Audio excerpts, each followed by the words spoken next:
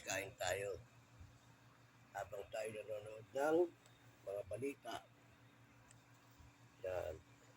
Kumain na ako ng mga prutas kayo na. Tirahin naman natin to. May mayonnaise at cheese whiz na pinagsama-sama ko. Malang tasty. Yan. Okay guys. Tulog na aking asawa. Kaya ako na lang ang kakain. Midnight snack. Okay?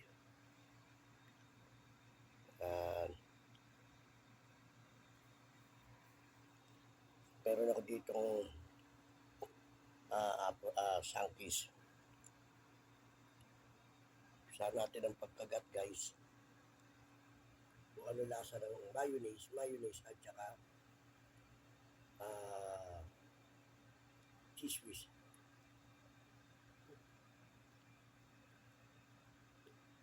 Nahalo yung alat at saka yung asin.